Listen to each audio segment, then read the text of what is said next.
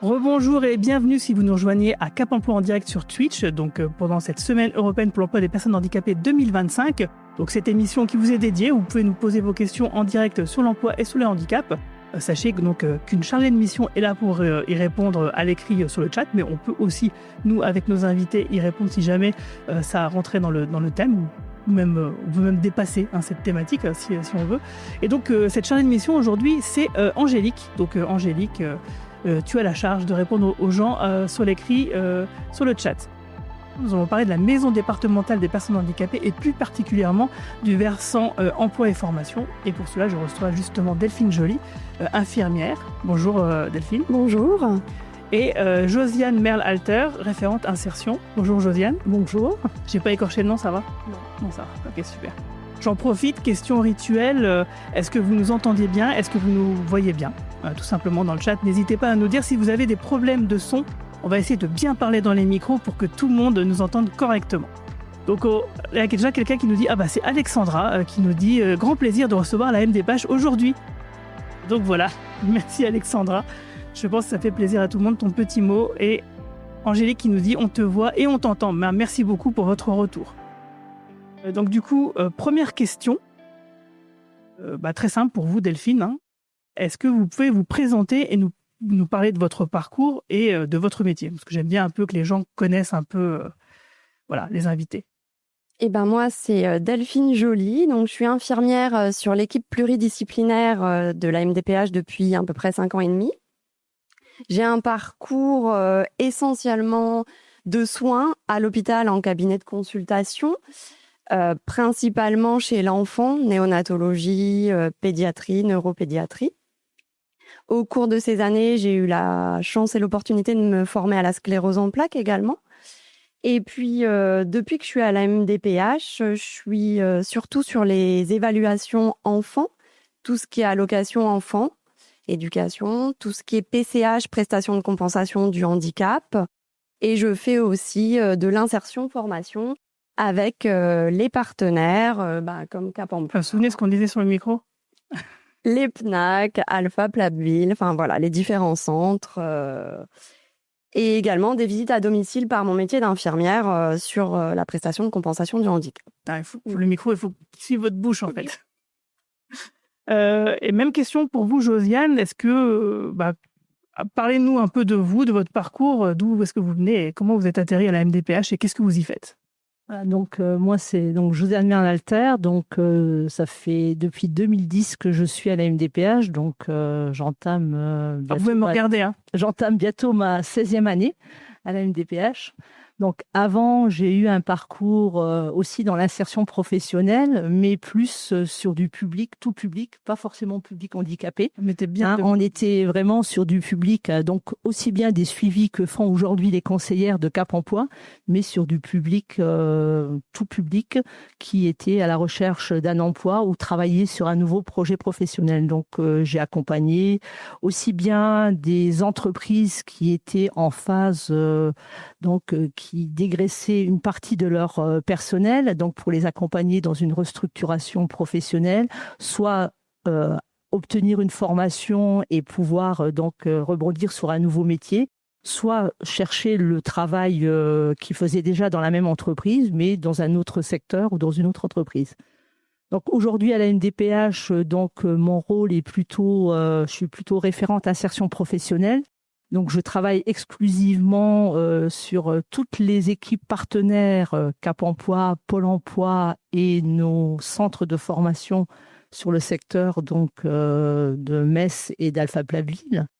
Donc, en partenariat avec eux. Donc, je travaille exclusivement sur du public, sur le public adulte et aussi le public 16-25. Et sur toutes les demandes RQTH, AH et aussi formation. Voilà mon rôle, évaluatrice à la MDPH sur ce public-là.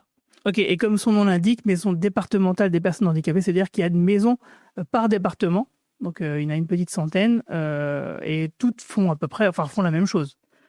Oui, c'est national, la MDPH. Bien sûr, on a chacun un peu nos spécificités, sûrement régionales, mais en même temps, on a une harmonisation de nos pratiques avec le national. On essaye au mieux d'harmoniser nos pratiques et de faire tous la même chose. Ok, alors je vais mettre directement les pieds dans le plat, hein, parce que c'est quelque chose qu'on a même entendu encore aujourd'hui. C'est quelque chose qui revient souvent dans les interrogations des personnes en situation de handicap. On imagine qu'il y a beaucoup de dossiers à traiter. Et rien que dans notre département, comme on disait, il y a des spécificités départementales. Et notamment, la Moselle, il faut savoir que c'est un département qui est pas mal peuplé. Enfin, en tout cas, je crois que c'est un des plus peuplés du Grand Est. Alors, comment est-ce que vous gérez tout ça et quel est le délai de réponse moyen pour un dossier MDPH, par exemple ? Et est-ce que c'est plus rapide aussi quand on demande juste la RQTH ou comment ça se passe? Voilà, alors là, vous me posez déjà 3 questions.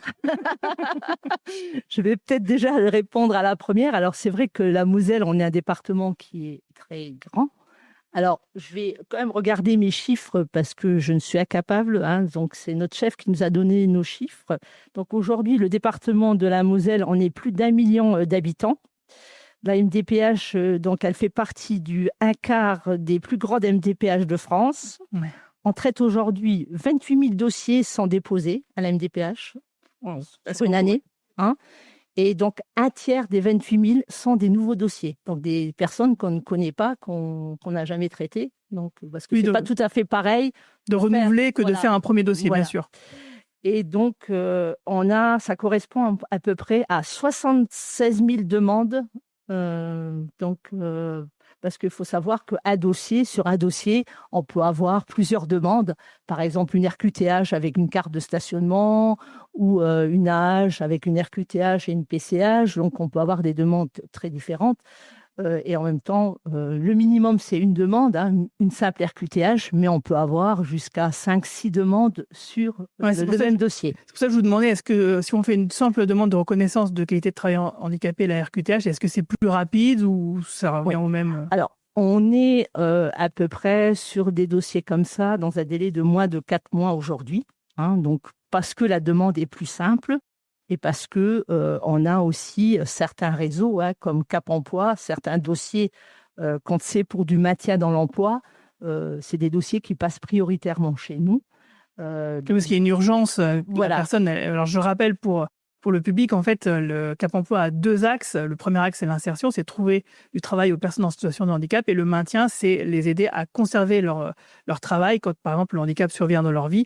Et du coup, c'est un travail à part entière où il faut aménager, par exemple, peut-être un poste de travail pour que la personne elle puisse continuer son métier.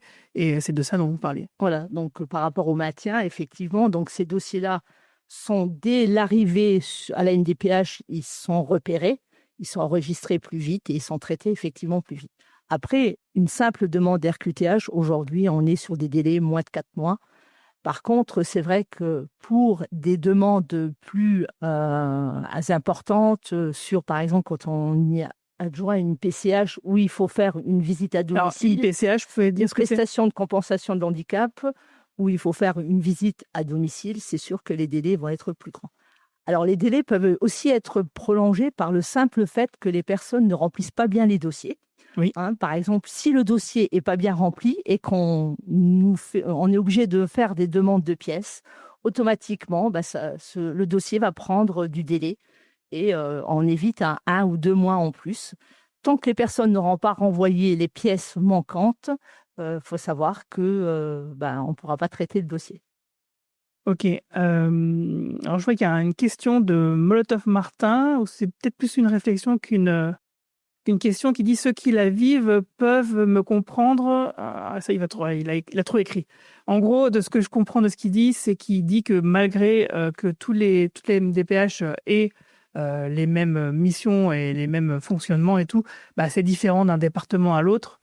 Il dit « Dans certains cas, avant de stabiliser notre situation administrative, par exemple, pour des renouvellements, certains contextes d'alimentation des dossiers tournent en véritable maltraitance envers les personnes à notre écoute. » Oui, alors ça, c'est toujours pareil. Ça dépend, c'est plus des questions de personnes et de situations. C'est pas forcément représentatif.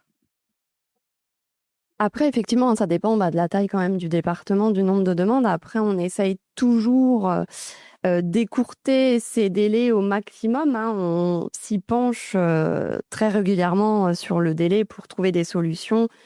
Plus le dossier est complet, plus on a d'informations, plus ça sera facile de le traiter dans un délai court. Effectivement, comme ma collègue disait, quand on demande des pièces, qu'on attend le retour, que ça doit repasser en équipe, forcément, on perd beaucoup de temps par rapport à ça aussi. Ouais, d'ailleurs, justement, on avait fait une vidéo, pour ceux qui s'en souviennent, il y a 2 ans, pendant les SEPH 2023, où on avait rempli un dossier de demande de RQTH en direct. On avait rempli les 20 pages. Et justement, on donnait ce conseil-là de faire attention. Faites bien attention de ne pas oublier la moindre pièce pour que, effectivement, le dossier soit traité tout de suite et éviter des allers-retours qui sont inutiles et qui font perdre du temps un petit peu à tout le monde. Alors, justement, comment réalise-t-on une demande ? Est-ce qu'on peut remplir son dossier en ligne et quelles sont les pièces à fournir avec le formulaire rempli? Alors, quels sont vos conseils d'ailleurs que vous pourriez donner? Là, d'ailleurs, justement, j'ai fait une petite capture vidéo du site internet parce que du coup, on peut aussi faire sa demande papier, mais aussi on peut faire sa demande en ligne sur le site de la MDPH. Et je ne sais pas si vous connaissez l'URL, vous, du site de formulaire de la MDPH. Voilà. Eh ben, il suffit de regarder, vous voyez, c'est MDPH en ligne.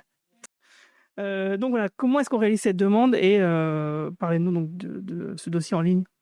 Alors, il y a en ligne, mais il y a 3 possibilités. Il y a en ligne par courrier ou aussi avec les pôles d'autonomie, avec l'aide effectivement des pôles d'autonomie.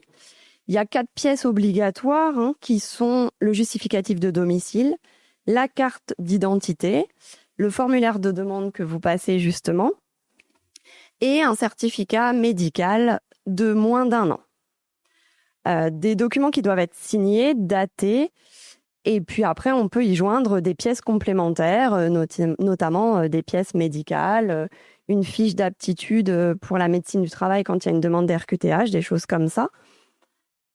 Plus le dossier sera complet, plus le dossier sera étayé, plus vite ira aussi la réponse de la MDPH. Ça nous évite, nous, donc, de faire des demandes supplémentaires parce qu'effectivement, le dossier, il est recevable avec les 4 pièces administratives qu'a cité donc Delphine. Mais après, il faut savoir, quand vous demandez une RQTH, si vous travaillez, c'est bien de mettre au moins, dire où vous travaillez, quel est le poste que vous occupez, de vraiment de nous étayer, de nous donner tous ces renseignements parce que nous, on fait une évaluation globale de la situation et on ne fait pas juste une évaluation, j'ai besoin de la RQTH, mais ce n'est pas grave si la MDPH ne sait pas ce que je fais. Si on a besoin de savoir qu'est-ce que vous faites, où vous êtes, dans quelle situation au moment de la demande, effectivement, elle peut évoluer au fur et à mesure qu'on avance dans la situation. Par exemple, vous pouvez faire la demande, vous êtes en arrêt maladie, 4 mois après, peut-être vous n'êtes plus en arrêt. Alors, il y a des fois, on sent que les personnes ne peuvent ne plus être en arrêt selon l'handicap. Dans ce cas, nous, on fait des étayages. On peut aussi faire des étayages en appelant les personnes. Ça nous arrive souvent d'appeler les personnes ou de faire des étayages à demander des comptes rendus de spécialistes ou toute pièce complémentaire qui pourrait être utile à l'évaluation. Donc, il faut bien savoir que pour la RQTH, si vous travaillez, l'avis du médecin du travail est quand même une pièce primordiale pour l'évaluation de cette prestation. Ah, bien sûr. Alors, je vois, il y a une question qui a été posée, c'est Mels, je crois, 28. Comment fait-on pour avoir une infirmière à domicile? Alors, une infirmière de la MDPH, j'imagine. Ah, je ne sais pas, il faut lui demander. Du coup, une infirmière à domicile de la MDPH ou une infirmière libérale? En tout cas, voilà, en attendant sa réponse, on peut déjà se demander quels sont les droits dont on peut bénéficier justement quand on obtient une RQTH. Alors, quand on obtient une RQTH, donc tout ce qui est aménagement du poste de travail par rapport à l'employeur, bien sûr. On parlait tout à l'heure, le maintien, par exemple. Voilà, bien sûr, il faut pour ça avoir l'étayage du médecin du travail qui va notifier sûrement les aménagements nécessaires à mettre en œuvre. Par contre aussi, une RQTH permet d'aller donc vers des formations du droit spécifique qui sont donc tous les centres de formation pour les droits spécifiques, mais permet aussi de faire valoir la RQTH auprès de France Travail pour pouvoir mettre en place éventuellement un accompagnement spécifique parce que vous êtes reconnu travailleur handicapé. Donc, ce qu'on conseille, c'est que les personnes, elles fassent valoir leurs droits RQTH pour que ça soit pris en compte et pour que l'accompagnement soit au mieux au niveau de ce qu'on appelle aujourd'hui la team handicap. Dans la team handicap, donc siège Il y a Cap Emploi. Voilà, et siège des conseillers spécifiques reconnus team handicap au niveau de France Travail. Alors justement, la question que vous nous posez sur le chat, c'est une infirmière de la MDPH. Parce qu'il y a une différence entre une infirmière libérale et MDPH. Vous nous expliquez ça? Alors, l'infirmière de la MDPH, je fais plus de soins du tout. On vient effectivement pour faire une évaluation des besoins à domicile pour mettre en place effectivement des prestataires ou des aidants. L'infirmière libérale va être prescrite par le médecin pour les actes et faire le soin en lui-même. D'accord. Alors, j'espère que ça répond à ta question, Melte28. Et sinon, justement, on parlait des aidants tout à l'heure dans une émission précédente. On nous avait parlé, c'est quoi? C'est MAS, c'est ça, la maison où on peut mettre les aidés pendant quelques temps, c'est ça? Alors, j'ai oublié l'acronyme. C'est une maison d'accueil spécialisée. Ouais. C'est pour l'usager handicapé, en fait. Là. MAS, c'est ça? L'acronyme, en fait, depuis tout à l'heure. Alors, MAS, c'est la maison... Voilà. Okay. MAS, c'est les maisons d'accueil spécialisées. D'accord, oui. C'est pour l'usager handicapé. Effectivement, alors peut-être que dans votre question de tout à l'heure, c'était pour savoir sur le répit de l'aidant, j'imagine. Oui, voilà, c'était une personne qui pouvait laisser son mari qu'elle aidait 15 jours tous les temps de temps. Elle a droit à 90 jours par an, je crois. Voilà, 80, oui. Et elle nous avait dit, voilà, la MDPH m'a aidé à obtenir ça. Et on se demandait quel était le formulaire qu'il fallait remplir pour y arriver. Alors, c'est toujours le même formulaire. D'accord. C'est toujours les mêmes 4 pièces obligatoires. Par contre, c'est une demande d'orientation en établissement. D'accord. Et donc, effectivement, ça passe avec des équipes pluridisciplinaires qui préconisent, qui orientent sur un établissement en fonction du handicap, en fonction de la demande, du projet de vie, si c'est effectivement que pour du répit ou du définitif. C'est ça. Voilà. Ok, bon, super. Merci pour la réponse. Pour finir, par rapport à la question effectivement infirmière, on fait effectivement sur la PCH des visites à domicile. Alors, pas que les infirmières, les travailleuses sociales, les ergothérapeutes, parce que la PCH, on y reviendra tout à l'heure, mais elle a plusieurs volets. Effectivement, quand on fait une première demande d'aide humaine sur la PCH, on va se déplacer à domicile pour faire l'évaluation sur la même demande que tout ce qu'on a expliqué auparavant, mais c'est de l'aide humaine qu'on demande. D'accord. On y reviendra tout à l'heure sur les différents volets, je pense. Oui, tout à fait. Alors justement, dans quel cas une demande de RQTH peut être refusée? Alors, en dehors du fait j'ai oublié les pièces. Oui. Donc, une demande RQTH peut être refusée si, par exemple, on a demandé des pièces et que la personne ne renvoie pas les pièces. On donne un délai à la personne et si après ce délai, les pièces ne sont pas arrivées, on peut refuser toutes les prestations en disant qu'on n'a pas reçu les pièces. D'accord. Alors, la RQTH peut être aussi refusée si on n'est encore pas dans le handicap par rapport à la durée, c'est-à-dire qu'on a besoin d'avoir une visibilité à la MDPH d'1 an. Toutes les prestations, on ne peut que les ouvrir sur une année, on ne peut pas ouvrir une prestation sur 6 mois. Donc, donner une RQTH pour 6 mois, ça n'existe pas. C'est minimum 1 an. Après, la durée, je pourrais l'expliquer. Donc, si nous, aujourd'hui, on n'a pas de visibilité à 1 an, on peut dire ne rentre pas dans le champ du handicap parce que est dans le soin et qu'on n'a pas de visibilité. J'explique, je donne une situation. Par exemple, quelqu'un qui se casse la jambe ne peut pas aller sur son poste de travail, est en arrêt pendant 6 mois, nous fait une demande. Nous, on peut refuser parce qu'on se dit qu'aujourd'hui, on n'a pas de visibilité et que c'est peut-être que du soin et ça ne rentre encore pas dans le champ du handicap. Pour que ça rentre dans le champ du handicap, il faut qu'il y ait des répercussions qui soient définitives et qui soient fixées. Par exemple, quelqu'un qui va avoir des séquelles, qui ne récupère pas par rapport à, par exemple, sur une fracture, fait une complication. Dans ce cas, on peut peut-être la faire entrer à partir de là dans le champ du handicap. Mais D'accord. avant qu'on ait, si on n'a pas cette vision, c'est difficile et ça peut être refusé pour cette raison-là. D'accord, ça répond un petit peu à la question qu'on se posait tout à l'heure sur le burn-out, à savoir si on avait des séquelles. C'est surtout une question de temps, en fait. Il faut avoir un recul suffisant pour pouvoir évaluer la pertinence de la demande. OK. Est-ce qu'on peut faire, voilà, c'est une question qui rebondit sur ce que je vous ai demandé juste avant. Est-ce qu'on peut faire un recours lorsqu'une demande de RQTH est refusée et si oui, comment faire? Bien sûr, on peut faire un recours sur toutes les demandes auprès de la MDPH. Le recours est possible. Alors, on peut faire une demande de conciliation avant, il faut le savoir. Il y a des conciliateurs à la MDPH qui peuvent peut-être plus expliquer les décisions ou qu'est-ce qu'il faut apporter. Donc, c'est bien aussi de peut-être faire appel à ces conciliateurs avant d'engager le recours.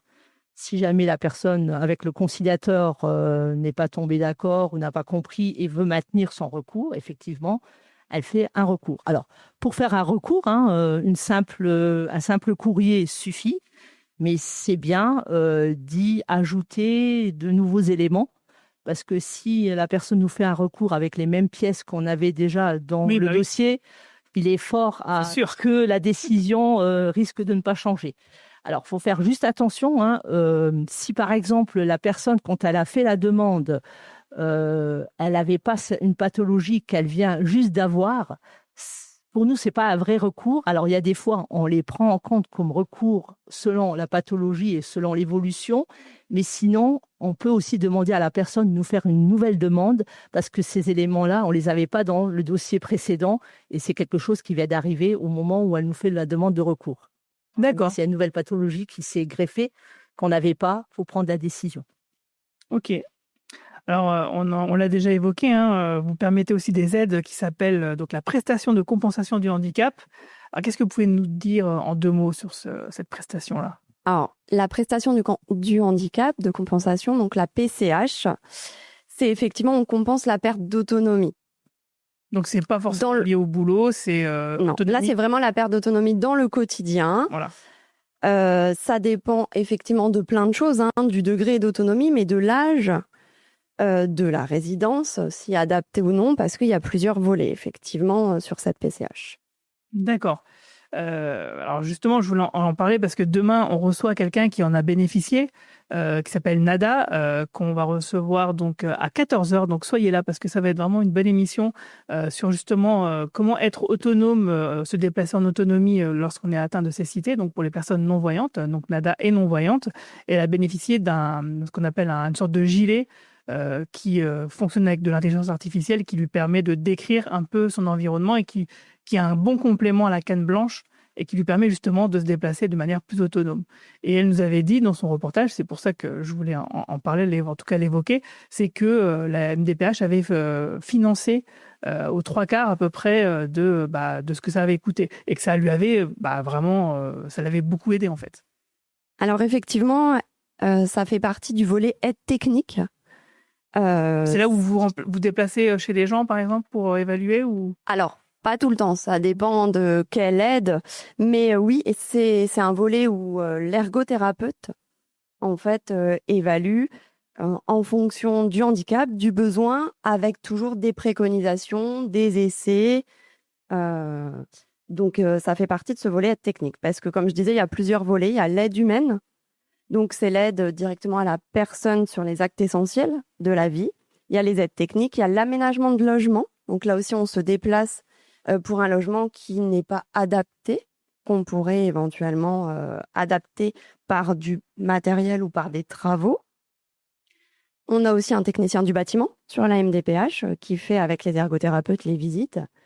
On peut avoir de l'aménagement de véhicules également, avec toujours des restrictions sur permis. Bien sûr.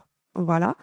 Ou tout ce qui est autour des coûts supplémentaires, notamment le transport. Alors, pas le transport pour des rendez-vous médicaux, le transport en établissement adulte, ou le transport à des loisirs, et toutes les dépenses spécifiques ou exceptionnelles Alors notamment des articles d'hygiène sur du spécifique, de la téléalarme ou exceptionnel sur voilà, une dépense toujours en lien avec le handicap qui pourrait arriver.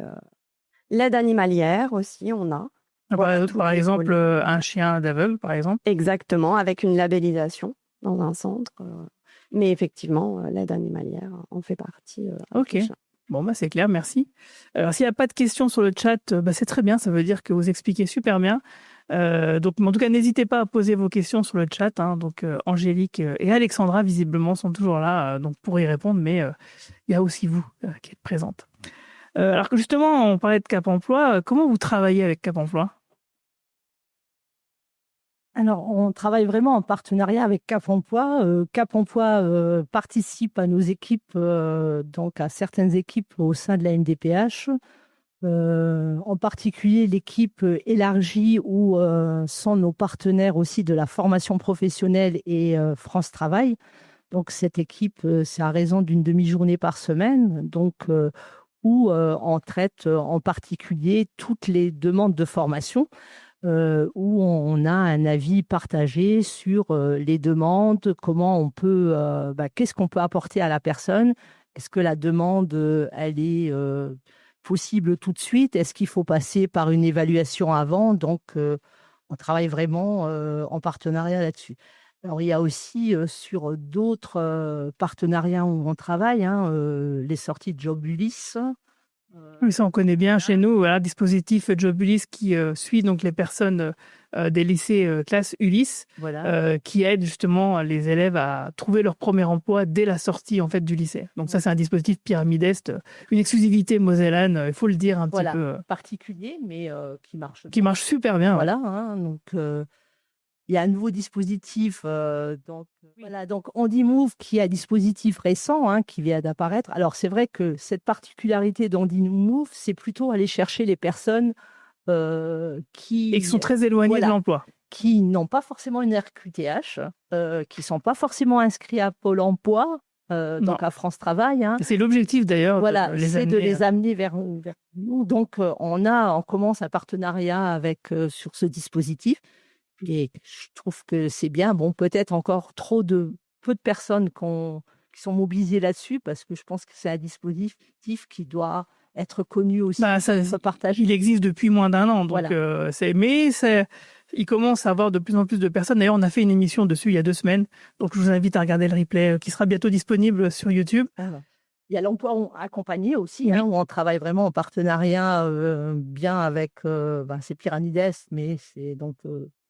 Voilà, l'emploi accompagné, et qui est quand même un dispositif national et qui va tendre à s'élargir, parce que c'est devenu la propriété de l'État en termes de financement.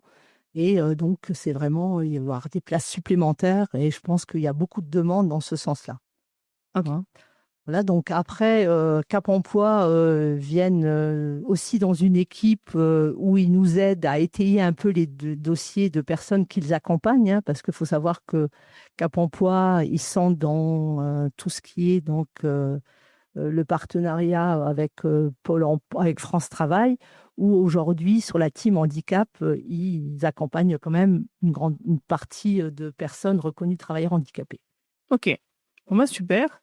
On se dirige tout doucement vers la fin de l'émission. Oui, déjà, ça passe vite. Quelle est la question que je n'ai pas posée à laquelle vous aimeriez répondre? Après, il y avait éventuellement où les usagers peuvent-ils trouver des informations fiables? Ouais, ça c'est une bonne question. Ouais. Donc, il y a monparcourshandicap.gouv.fr et il y a le guide d'aide au remplissage sur le site de la MDPH 57. Effectivement, il y a un guide. C'est bien ça. Donc ça peut aider. On les mettra dans la description de la vidéo, vous inquiétez pas. Alors, aussi peut-être... Alors, il faut bien parler dans le micro. Aussi peut-être sur l'harmonisation des pratiques. Il faut savoir que la MDPH, on est quand même une équipe élargie. On n'en a pas parlé au début, mais on n'est pas que des infirmières et des référents d'insertion professionnelle. Donc, il y a des travailleurs sociaux, il y a des ergothérapeutes, on a un technicien du bâti. Donc, je parle pour tout ce qui est évaluation, je ne parle pas pour tout ce qui est administratif à côté. Donc, on essaye d'avoir une harmonisation des pratiques avec le national. On a des guides pratiques qui sont établis et qui sont écrits. Et on a aussi ce qu'on appelle des guides techniques qui nous aident à prendre les décisions et pour pouvoir harmoniser les réponses aux différentes prestations qui sont demandées par les différents usagers. Ok, merci beaucoup pour toutes ces réponses. Alors, on va terminer l'émission, la journée un peu sympathiquement. Je vous propose un petit quiz. J'ai 8 petites questions à vous poser qui permettent un peu justement de faire un petit tour d'horizon du handicap en France. Donc, Auguste, si tu veux bien lancer la scène quiz. Et puis, du coup, alors, le public pourra participer, mais vous aussi. Donc, je ne sais pas s'il y a beaucoup de monde sur le chat. Je vois que Martin est toujours là. Alors, en France, compte un certain nombre de personnes en situation de handicap, mais selon vous, combien? Alors, il y a 3 propositions. Est-ce que c'est 5 millions? Est-ce que c'est 12 millions? Est-ce que c'est 25 millions? Et sans regarder dans vos notes, parce que je vois que vous êtes en train de tricher. Alors, selon vous, est-ce que dans le chat, il y a des gens qui connaissent la réponse? Sinon, je vais vous laisser répondre. Vous savez pas? Alors, il y a quelqu'un qui répond 12 millions. Cyrielle qui répond aussi 12 millions. Et Oggy qui dit, tu dis combien toi? Alors Oggy en régie qui nous dit 25. Ouais. Alors on va faire apparaître la réponse. Alors la bonne réponse est 12 millions, dont 5 millions seulement sont reconnus. Et oui, donc vous avez encore beaucoup de travail. Donc deuxième question, et bravo donc à Cyrielle, Melt28 je crois, et Martin, qui avait donné la bonne réponse. Bravo à vous. Alors quel est le pourcentage de personnes en situation de handicap qui se déplacent en fauteuil roulant? Est-ce que c'est entre 2 et 3%? Est-ce que c'est entre 4 et 6%? Ou est-ce que c'est 10%? À votre avis? Alors dans le chat, je vous laisse répondre.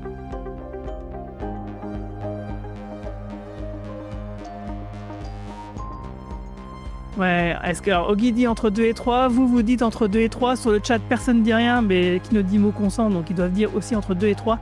Et je pense que c'est la bonne réponse, on va voir ça dans la réponse qui va apparaître. Et oui, parce que en fait, c'est pour ça que l'acronyme, le petit symbole de chaise roulante, en fait, il est un peu trompeur. Il symbolise pour beaucoup de personnes le handicap, mais en réalité, c'est peu de personnes sont en fauteuil. Exactement. Donc troisième question. Pour l'instant, tout le monde gagne, j'ai l'impression. Alors, parmi ces maladies, lesquelles peuvent être invalidantes? Est-ce que donc il y a la sclérose en plaques, le sida, le diabète, l'hypertension artérielle, l'asthme, l'allergie au travail, l'épilepsie et le cancer. Ah oui, est-ce qu'il y a un piège dedans? Ouais, est-ce qu'il y a un piège? Moi, je dis, il y en a quand même une. On va voir la réponse tout de suite, mais il y en a quand même une où je pense que ça va. Voilà, toutes. Voilà, elles sont toutes en blanc. Voilà, donc oui, juste l'allergie au travail, en fait, c'était une blague. Mais donc on va voir la 4e question. Bon, pour dire, aujourd'hui, il n'y a rien à gagner, mais sachez que demain, à la même heure, il y aura un quiz scout. Demain et après-demain où là il y aura des lots à gagner. Donc s'il y a les gens qui nous regardent aujourd'hui veulent gagner des lots, ça sera un rendez-vous demain pour un quiz scout. Alors avec une personne qui présente un handicap invisible, quelle attitude faut-il adapter? Est-ce qu'il faut éviter de porter un jugement avant de connaître la personne, chercher à connaître son handicap, rester simple et ouvert au dialogue, poser des questions sur les besoins de la personne et pas sur son handicap? À votre avis, quelle est la bonne réponse? Tout de suite la réponse. Voilà. C'est tout sauf chercher à connaître son handicap. Il faut éviter de porter un jugement, il faut rester simple et puis il faut poser des questions sur les besoins de la personne et pas du tout sur son handicap parce que ce qui est intéressant effectivement c'est d'aider la personne à bien se sentir. Prochaine question, donc question numéro 5. Ouais, je vois que dans le chat tout le monde est à fond. Martin et Cyrielle, ils sont tous à fond. Alors, les TMS sont les troubles maladifs du sommeil. Ils comprennent les ronflements, les insomnies et les narcolepsies. ou des techniques de mesure de la sagesse utilisées en Inde pour la spiritualité des moines, c'est possible, ne riez pas. Des troubles musculo-squelettiques qui touchent les nerfs, les muscles, les tendons, le dos, les membres supérieurs, entre autres. Ah oui, c'est la réponse C. Ouais, j'aurais bien laissé un petit peu de temps quand même aux gens du chat pour répondre, mais oui, en effet, comme on va le voir dans la réponse, c'est bien la réponse C. Les troubles musculo-squelettiques, c'est bien ça. Tout à fait. 6e question. Combien de personnes en situation auditive compte la France entre 3 et 5 millions, de 5 à 6 millions ou plus de 10 millions? Alors là, ça, je vous avoue que je ne sais pas.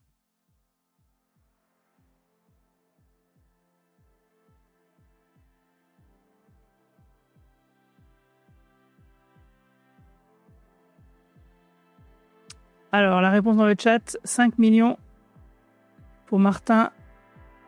C'est bien la réponse de 5 à 6 millions. Ah, bravo dans le chat, vraiment, ouais, ils sont au taquet. Avant-dernière question. À quoi sert la RQTH? Alors ça, c'est pour vous.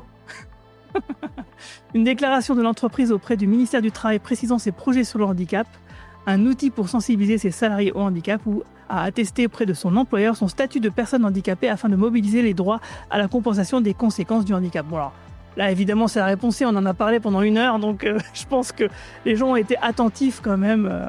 On va pas leur faire l'affront de leur poser vraiment la question, même s'ils répondent tous C. Donc tout le monde était très attentif, vraiment bravo à toutes et tous. Et dernière question, avant de se quitter. Quelle est la part des handicaps invisibles parmi l'ensemble des personnes en situation de handicap? Est-ce que c'est 20%, est-ce que c'est 50% ou est-ce que c'est 80%? Alors donc, il y a Cyrielle qui dit réponse C, donc 80%. Alors, je suis désolé, j'arrive pas à lire ton pseudo, Melt28C. Et Cyrielle qui dit 50%. Moi, je dirais, c'est la réponse C, 80%. Est-ce que c'est juste ou pas?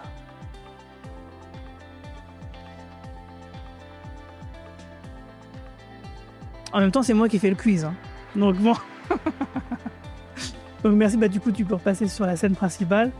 On va se quitter. Donc merci à toutes les deux d'être venues. Et on se retrouve aussi demain dans notre prochaine émission. Nous allons recevoir donc justement Nada, dont on parlait tout à l'heure, qui a pu bénéficier de la PCH, et qui nous parlera justement du matériel qui a été financé par la MDPH en compagnie d'une représentante de l'entreprise, mais aussi de Lucas, un créateur de contenu non-voyant sur Internet, qui a des milliers et des milliers de followers. J'espère qu'ils vont tous les ramener ici sur Twitch avec nous pour en discuter.